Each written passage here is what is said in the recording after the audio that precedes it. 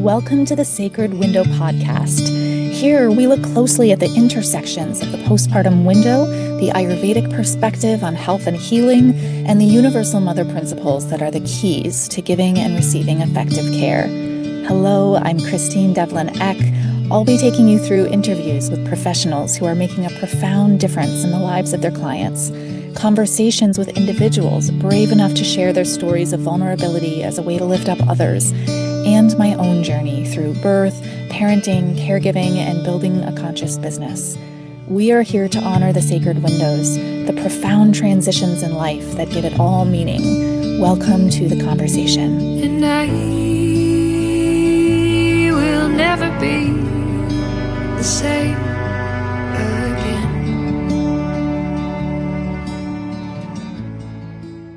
Hello, everyone. Welcome to the Sacred Window podcast. I'm so happy today to be having a conversation about ceremony, about how ceremony can heal, like in all the transitions in life, but particularly in the childbearing year. And my guest today is the Reverend Hannah Grace. Hannah is an interfaith minister.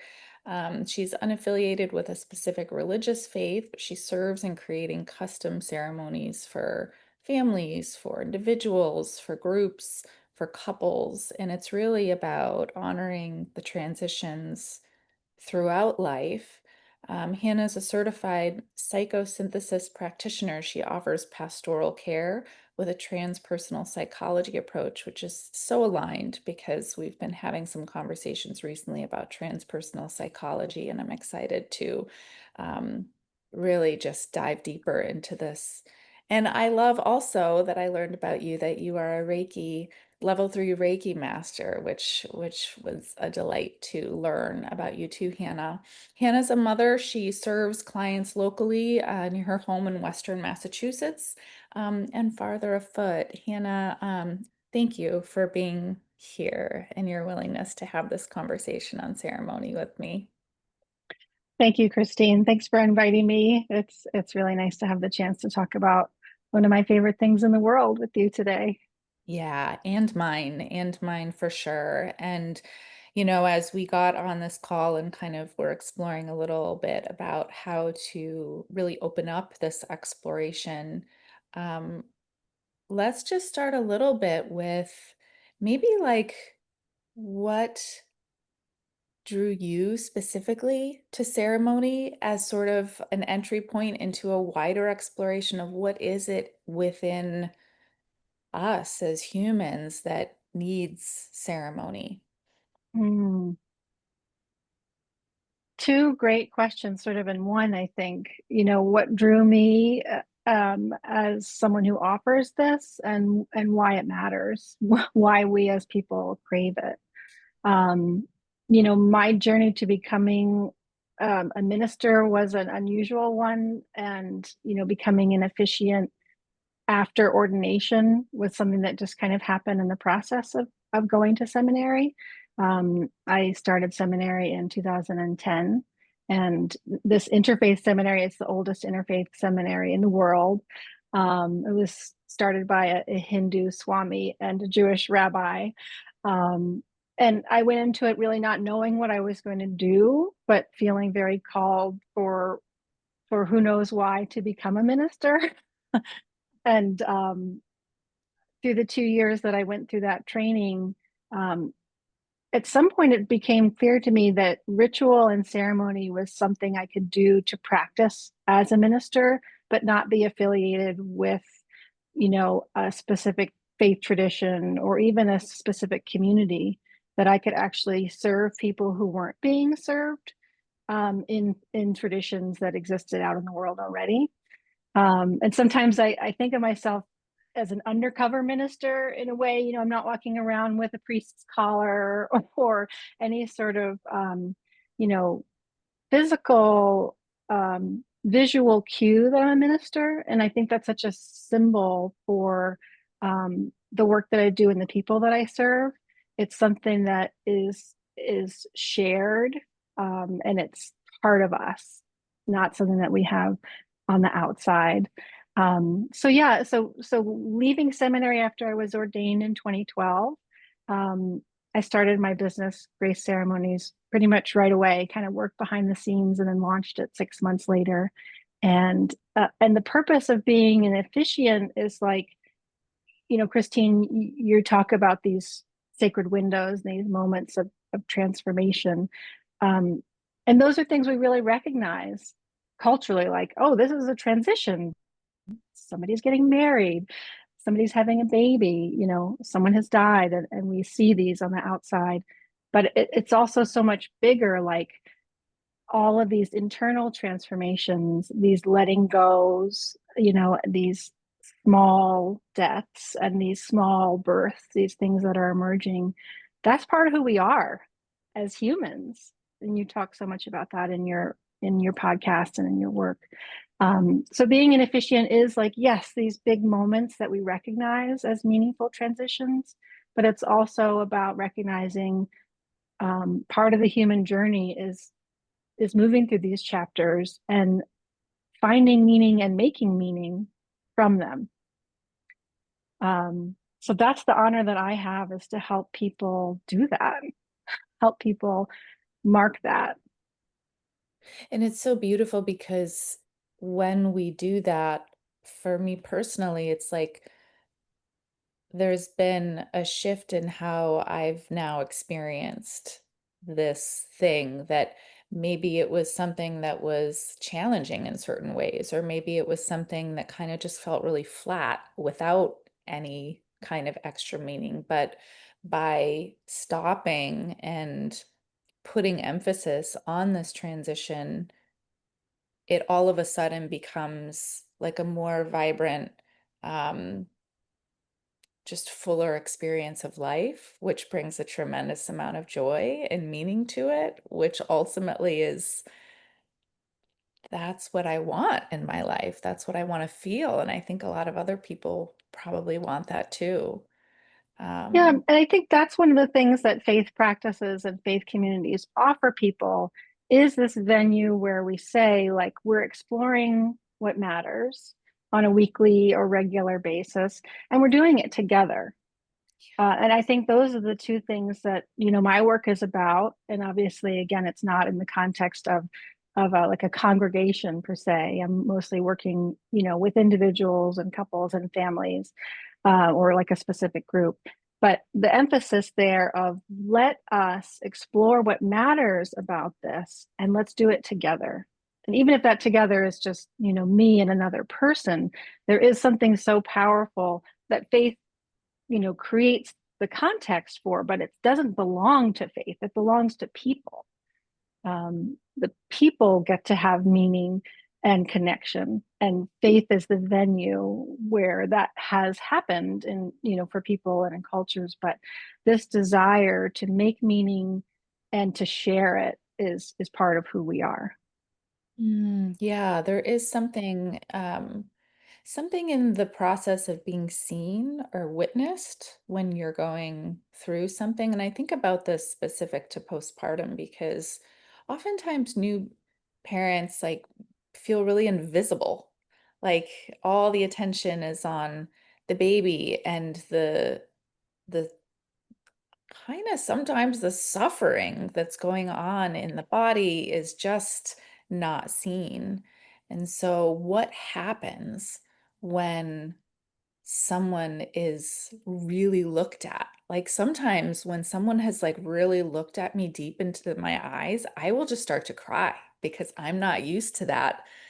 Like, wow, there's like a really intense thing that happens when people really look at us. And Christine, when you say that, I see your eyes almost, filling with tears, right? Because it is so powerful to be seen. And one of the things, I have goosebumps, talking about this. One of the things about ritual and ceremony is that, obviously I'm coming in as someone who's seeing you, and that is powerful. It is the seeing of ourselves too, of when we stop and we say, this is meaningful, this matters, what I'm experiencing is real and important, and transformative. And like you said, whether it's difficult things that we're not seeing, or wonderful things that we're not seeing, to be seen by ourselves and others is a deeply powerful and healing experience in itself. I often think um, there's a certain amount of who am I to be doing this? Especially, I had my calling when I was 27. I had this calling to become a minister as someone who was not at all religious or even necessarily spiritual. And there was this huge amount of who do I think I am to be this person for others? Um, and what I've come to realize, that was 16 years ago, is that if you have the call to show up, that's almost all of it. If you can be in the room, if that is something that you want to and are able to do, that is pretty much enough. I certainly bring other skills and offerings to my work, but the desire to be with people wherever they are at, to see them, and to be witness to and a mirror for them is so much of the work and so much of the power and healing. Mm, it's so beautiful and so fascinating. And I think that it gives people like your work, Hannah, it's like an opportunity to be a creator of like the ceremony that's really going to speak to me versus sort of stepping into something that feels maybe very performative or like a structure that and I mean I'm all about it. Like I mentioned to you, like I grew up in faith communities and I actually always have really loved like the structure and the ceremony and the established, there's things about it that speak to me. And there's this entry point into something way deeper when we're given the invitation to like really speak to what's inside of us and have a ceremony emerge from that. I'm curious, you know, how you help people to do that. Sure. And I just want to say, Christine, I agree that these forms that exist are powerful. In a way, I see them as sort of having their own resonance, through time. So even if they aren't necessarily personalized, for me, I don't, diminish that as having its own resonance and power. And there was a reason that that exists, right? I think what's tricky about it is that it doesn't always hit the spot, right? Sometimes it's like when you're trying to scratch an itch, it's just not quite it. Certainly, if you have a reason to no longer, be affiliated with the faith of your upbringing, as so many of us are for political or social reasons, or just the feeling of the spiritual development away from the tradition of our upbringing, then it may not sort of scratch that itch, so to speak. And then there are people like me where, for me, it's so many paths. It could never be just from this one tradition or just this one belief system. So for me, the work that I do is very integrative. You talked about like the transpersonal, and your work, I know, is like, mental and emotional and spiritual and physical. And that to me is sort of what interfaith and about what my ceremony is about, is that this synthesis, this integration. So how can we honor the forms that exist and that have mattered and worked, but also how can we make them relevant and bring in the pieces that are needed in this moment. And so how that works for people is, people find me. um, I don't have my shingle on Main Street. So people are looking for someone to help them, and they find me on the internet, or they find me through a friend or whatever.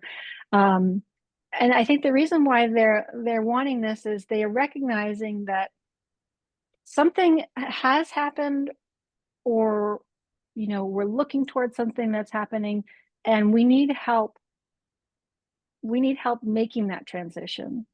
So, it could be, the first time, the first moon, the first time a young woman has her period. It could be, I've done rituals for people who are going through menopause or are now in their 60s and are in a new chapter past menopause.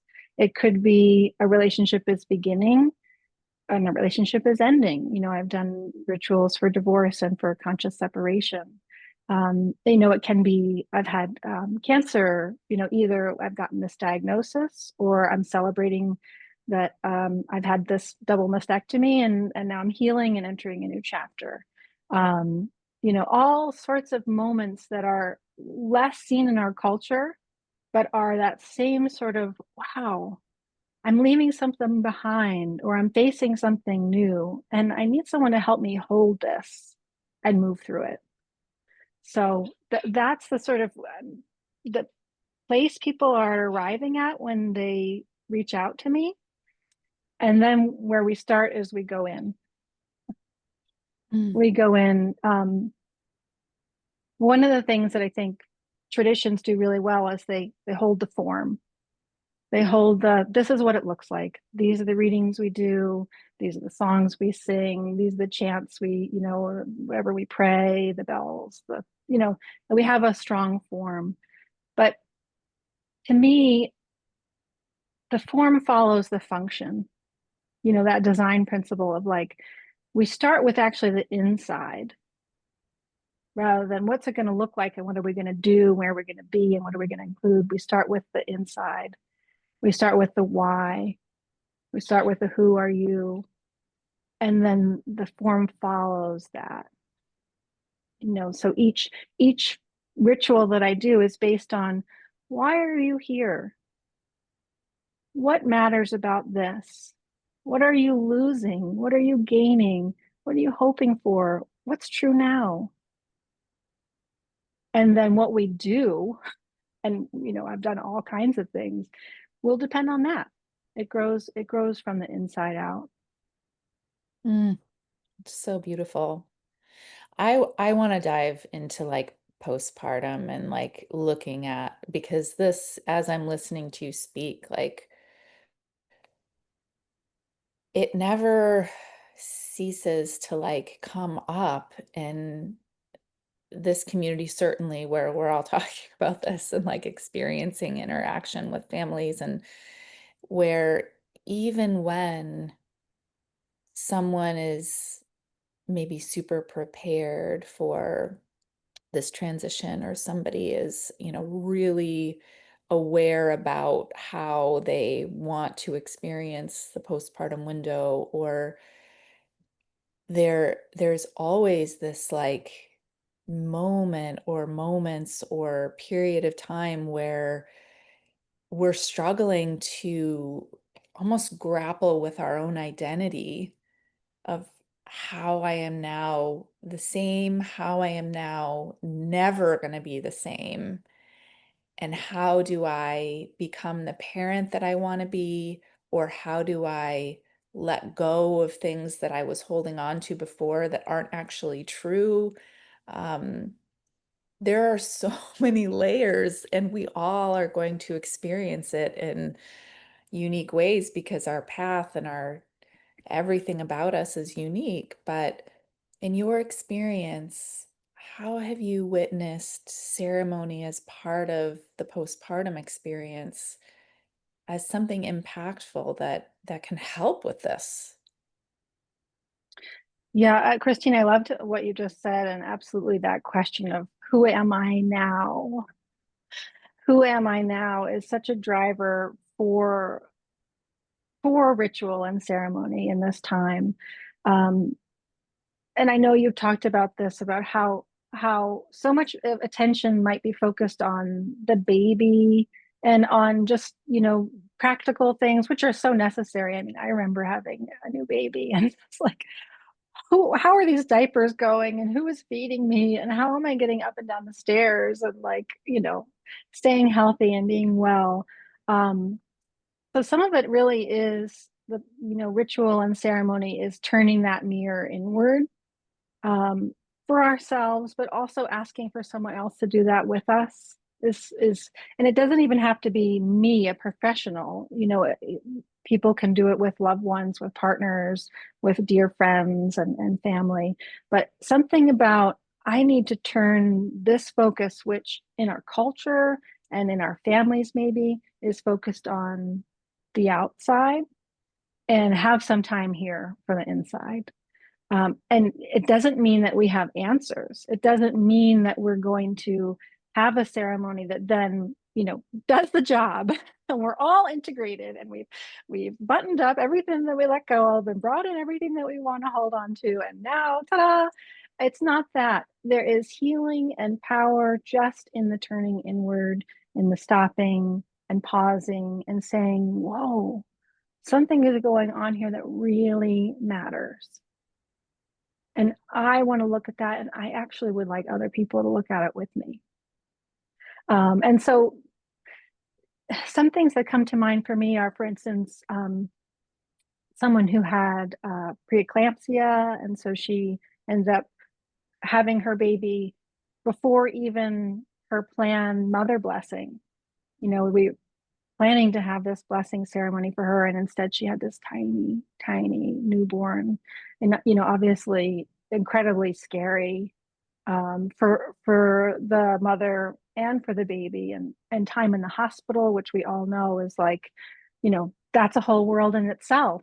The being right on the edge of life and death, and this being in this setting, and just the fear and the worry and the trauma, and you're also a new parent, right? And this mom who didn't get to have the pregnancy that she thought, and the experience that she thought, and all of these things that she'd planned for, and all of a sudden, life came along and it was completely not okay.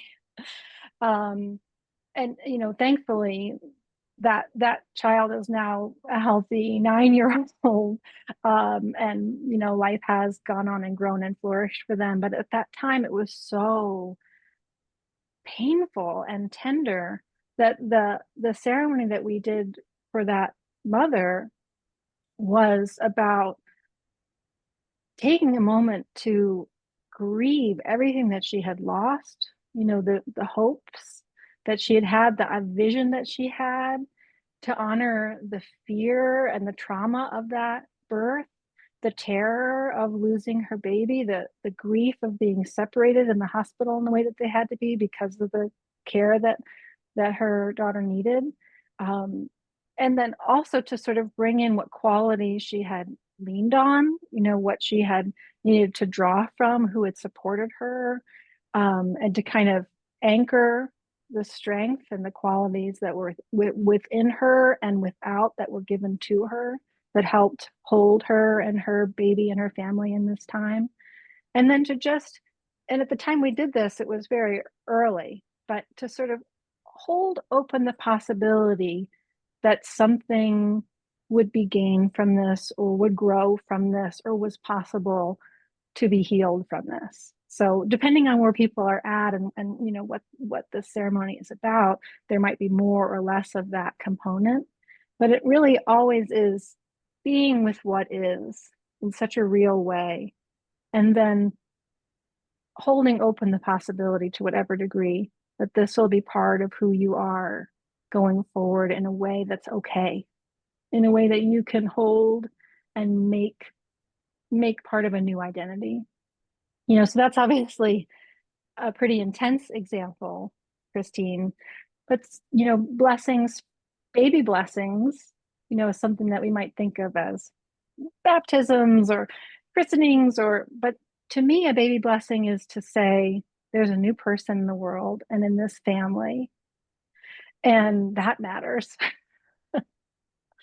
That matters. And that includes, even though I call it a baby blessing, to me it really is a family blessing, because if you are new parents, or if you're having another child, you're a new family, and you're going to be new parents again of a family of two children, 3 children, ever. So the baby blessing is this chance to say, let us celebrate that we have a new person in the world who's never existed before, will never be again. We are transformed by this experience. And and you know, everyone who's here to be part of that, because those tend to be a little bit more family ceremonies or friends and family, loved ones gather, and we're all a part of it. All of you are part of this story too. You matter, and you matter, and you're desired, and your presence, and your wisdom and your support is all part of this family network. So baby blessings really draw a lot, both of the birth giver and partner, of family, siblings, grandparents, spiritual godparents, guide parents, part the community, and bring them together to say, this matters. Things have changed. So those are some of my favorite ceremonies to offer. I just love so much the shifting, the subtle shifting that's possible for everybody involved in the ceremony. It's not only like the person or persons who are, it is being held for, it's impacting everybody else as well. And I think that it makes so much sense to me that you also practice Reiki. I also was trained in Reiki, and one thing I loved about it is the giving and receiving. It's like as we share that healing process, we're also receiving as well. And I don't think I'd ever taken a moment prior to this conversation here to really realize how when we witness people in ceremony, it like bloop, it like gives like an energetic shifting, an opportunity for us to be like, hey, yeah, like this, even like going and seeing somebody get married, like how can you really watch a wedding ceremony without being like, you feel that love in you, and maybe like you hold your partner's hand, or maybe you like, like there's something there. It's I infectious. have such a big smile as you're talking about that, Christine. It's so true.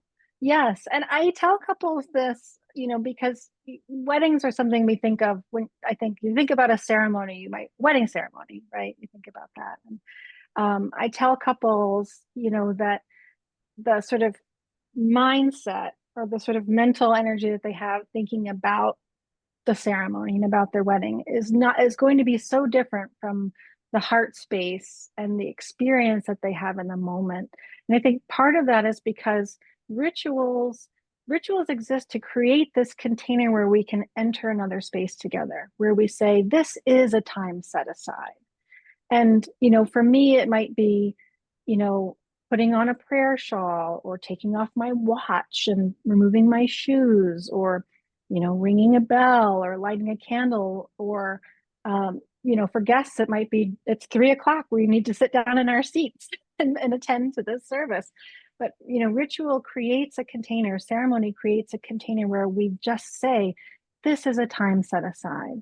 This is a time that is not normal time, where we're not attending to our to-do lists. We're not checking our phones or thinking about the news. Or if we are, we know that that's really outside the bounds of this. And it's such a relief and a delight for people. When I talk to people after ceremonies, all kinds of ceremonies, what happens for us when we get to be in ourselves and connecting to what matters universally. Like you said, when you're at a wedding, it's maybe not your vows, right? But it connects you to the vows you made, or the vows you hope to make, or the lineage of parents and grandparents and loved ones. That's human. That's us.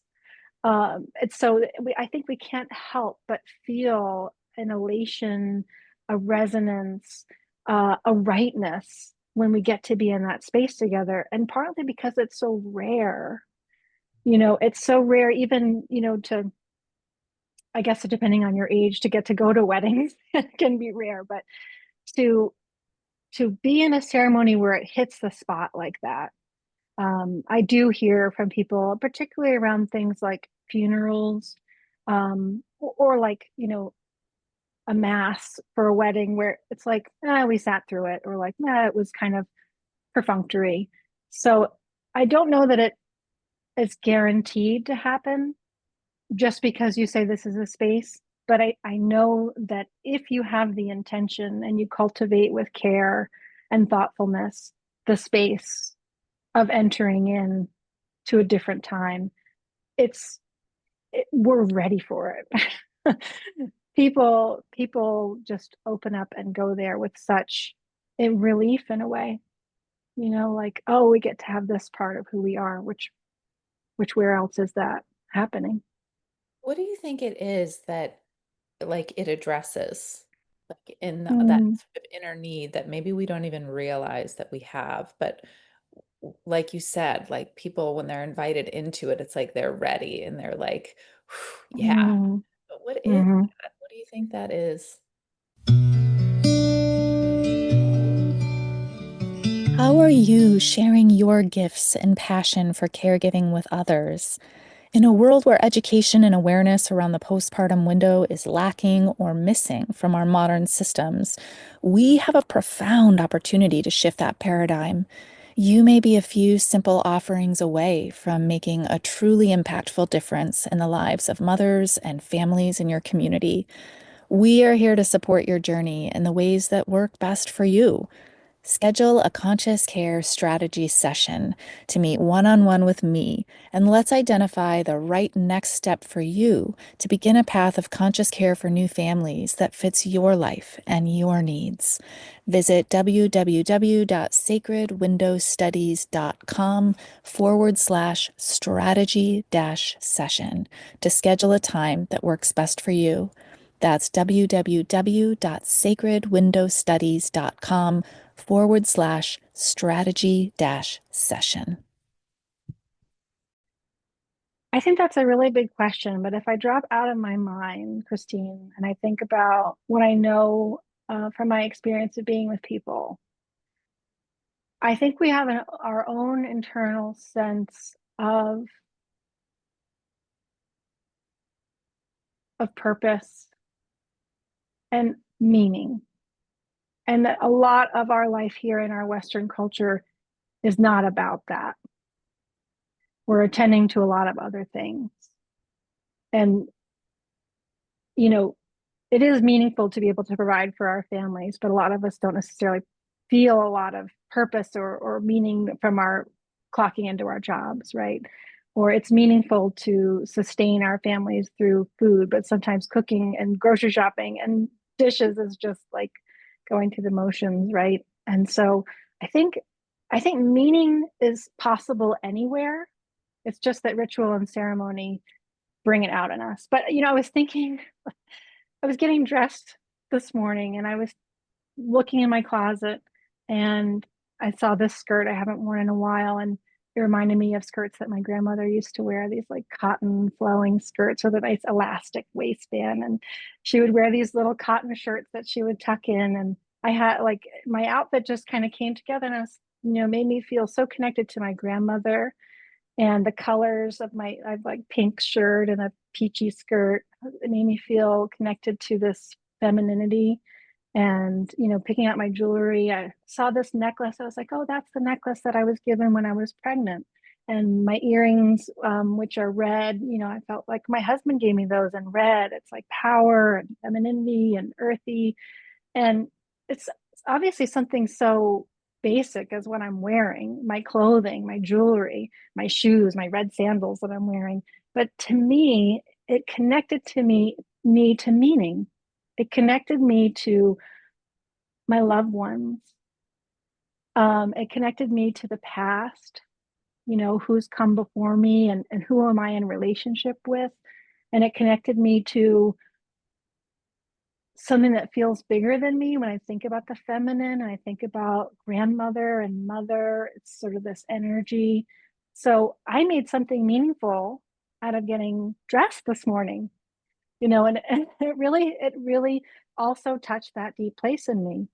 Um, I say, and I send these newsletters, I call them love letters, every 2 weeks. And I always end with, hold your dear ones close, mark the moments that matter, be good to yourself, and love each other. And That's it. Hold your dear ones close. Mark the moments that matter. Be good to yourself and love each other. Yeah, that's kind of it. That's that's it. That's I it. thank you so much, Hannah. I just feel like so aligned with you, and that for me, because I loved what you said about how in ceremony you're opening up the possibility for what else is to come. And it does feel to me like a portal, or like uh setting an intention, or however like people maybe find that resonance. But it's like when we are given the opportunity to be in ceremony for something that really matters, or a transition that really matters, for me it has created this easier ability to do that. Like when I get dressed in the morning, and how can I like create, I'm seeing opportunities to make something sacred, even though life sometimes feels like it's just pulling me along, and I'm trying to like stay caught up with everything, or it's easy to overlook like those moments that matter.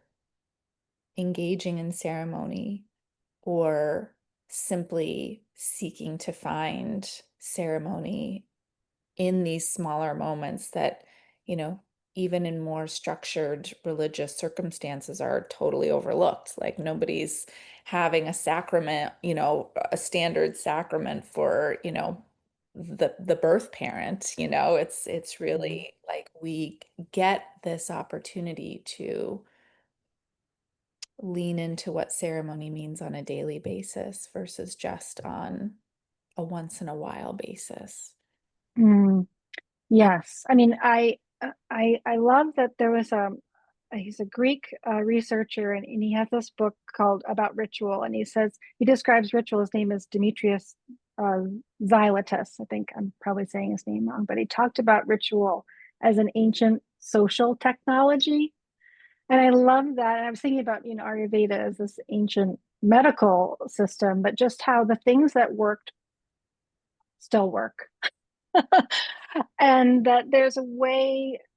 I'm young, but I sort of feel like there's a way, even in my lifetime, and I'm going to say it's a lot the internet, phones, and the news cycle, and all of that, where we speed up faster and faster and faster, and more external, I would say. And so, um, the slowing down and the going in is something like you might do in yoga or meditation or other practices. Going to your church service, it allows you to slow down and go in. So I think it's not even that, you know ritual is the only venue where you can have this ceremonies. It's not that, but it is a venue where we say this is what we're doing, and we recognize it as something powerful. So he calls it this ancient social technology, and I think of it as kind of a vehicle for transformation. Where we are traveling through this life, and we are kind of gathering it all in a ritual and a ceremony, and being like, it's this and it's this and it's this and it's this, and we're on a journey that's unfolding. So we could have a ritual every month, and it would be valuable and different. But so there's a way that ritual provides the context, but it's not the only context that you can have this. I think it's important to remember, though, that ritual and ceremony can sound kind of outside. It can sound kind of like, well, somebody else does that. You hire someone to do that, and obviously people do hire me to do that. You go to a faith community to do that. That's somebody who knows something about that does that. But to me, it's an ancient social technology because we know how to do this, and we have done this for so long, for so many reasons, in so many contexts. So as much as I love my work and I'm proud of my work as an officiant and know that I offer powerful and transformative experiences for people, I firmly believe that this is for all of us to use and to benefit from. I do sort of consulting. I call myself a guide, a ceremony guide. If people, want ideas and help creating something for their mother blessing, for their baby blessing, funerals and weddings and all of that. But, ultimately, I would love for people to reclaim ritual and ceremony for themselves because we know how to do this.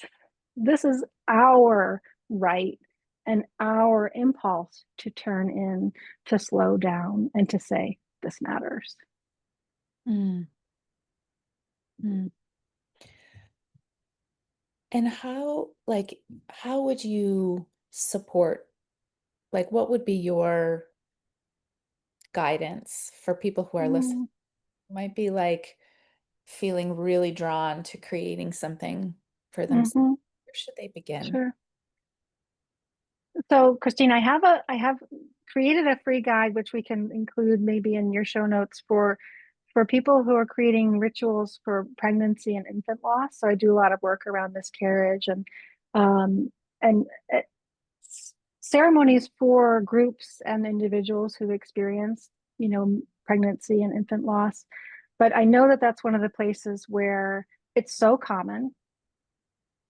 A quarter of pregnancies don't result in a live birth, and where it's so private and it's so you'll be able to try again if anybody even knows about your loss.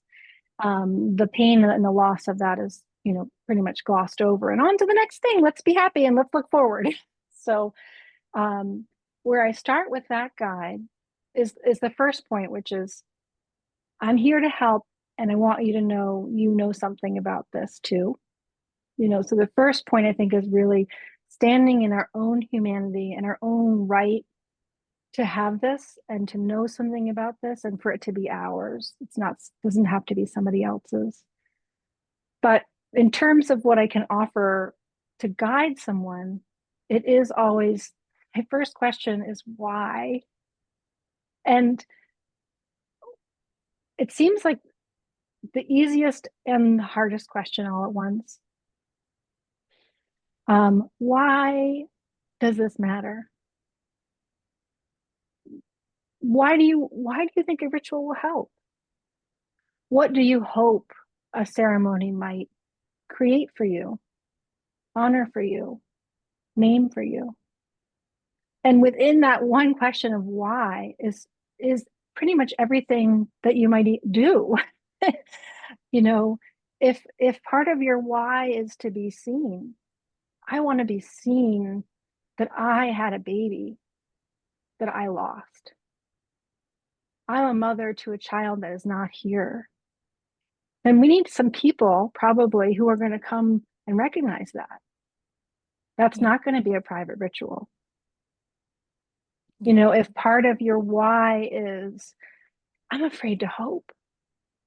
I've had 7 losses.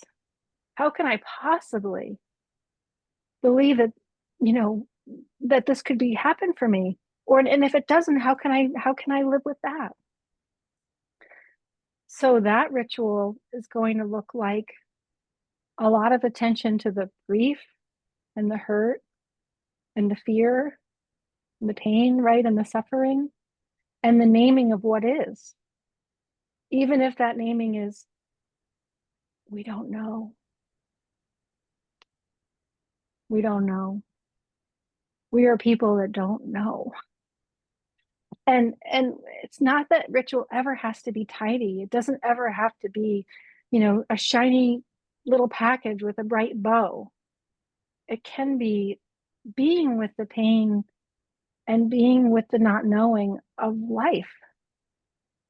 So I really try to help people recognize that ritual is theirs, ceremony is ours, and we have within us what we need.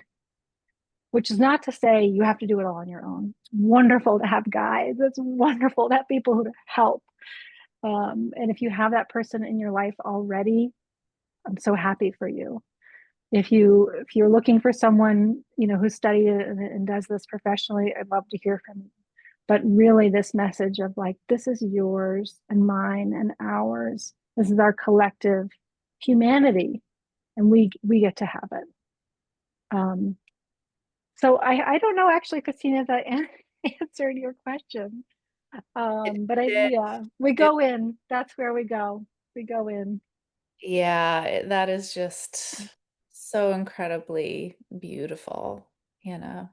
And I just want folks who are listening and for all of us to remember that while, I can take moments and create meaning, in all of it, there's something so profound about asking for help and having people come and help us do things. And so, in a space where a lot of times ceremony is an afterthought, um, from the Ayurvedic perspective, of course, we're looking at balance on the physical and the emotional and the mental and the spiritual. And in this type of process, these types of actions are bringing balance to spaces that are feeling in need of that. And so I really, really am grateful for the work that you do. And I can speak to, Hannah and I have the blessing of being local to one another. And so sitting in space with you in physical space, but also here on over technology is just really a gift. I'm so grateful that you are in my community and that we are connected. And I encourage all of us to remember that this is available, whether it's us doing it for ourselves and our families, but even better if we're able to invite someone in. Um, what a blessing. Truly. Thank you, Hannah. Is there anything else that you feel like needs to be shared in this conversation? Thank you, Christine, for everything that you just said. That reflection is I feel my heart brightening and the smile on my face, and I have a similar feeling about you and your work, and gratitude for the awareness and thoughtfulness you're bringing to postpartum experience and helping people hold that. And I guess the last thing that comes to mind, and it seems tangential, but I just keep thinking about it. So so much of what I do is going with what's arising, and what's arising is symbolism. I talked about my clothes, and we talked about like the external, and I just want to say I think that honoring the symbols in your life and claiming them is part of ritual and ceremony in small ways, in accessible ways. So rather than being like, this is a time set aside and we're going to be in a place and it's going to be on a date and it's going to be a time and we're going to do these things, which can be kind of daunting, especially if you have a new baby or you have a transition in your life or family that's maybe not giving you the most spaciousness or feeling of capacity. I just want to really invite people to let meaning be symbolic in small ways and be part of that turning inward and mirroring in ways that are just very everyday.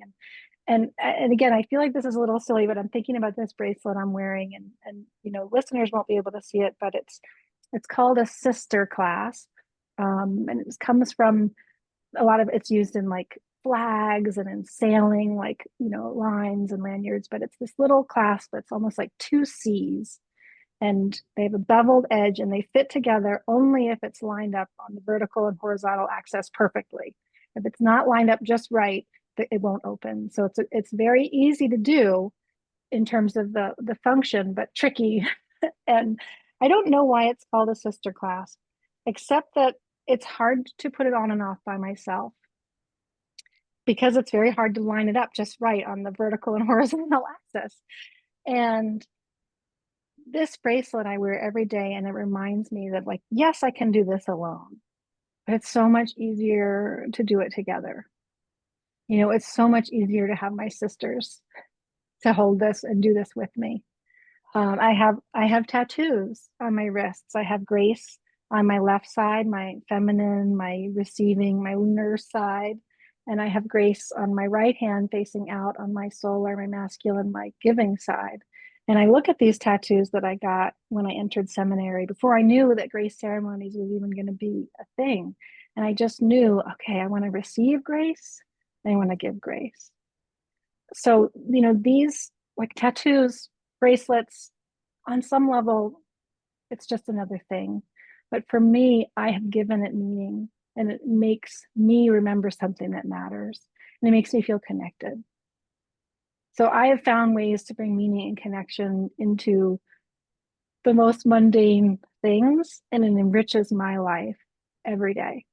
So just want to offer that encouragement, I think, to listeners and to birth givers and moms and people in spaces and places where the capacity to hire someone or organize a ritual or plan a ceremony is just beyond their ability. To know that ritual and ceremony is a vehicle for meaning and connection, and you go find that and make that anywhere you can. Thank you so much, Hannah. This has been really, really beautiful and such a great way for personally for me to begin this day because I feel like I'm carrying all this just all this beauty and invitation with me as I move forward. And I have a feeling that those listening are feeling that too. And so I just thank you from the bottom of my heart for having this important conversation with me. And here's to many more. Thank you, Christine. Such a pleasure. Thanks.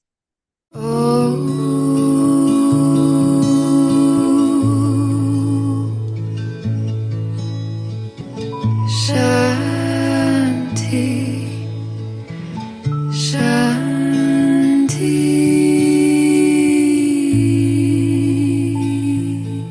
The Center for Sacred Window Studies has been training postpartum care providers, professionals who work with new families, and individuals passionate about postpartum care since 2018. We regularly host live free events alongside our online and in-person training and certification programs. Hop on our newsletter list to get direct access to all of our events and community support gatherings. Our mission is not only in training conscious postpartum care providers, but in fostering a robust, informed, and thriving community of postpartum professionals.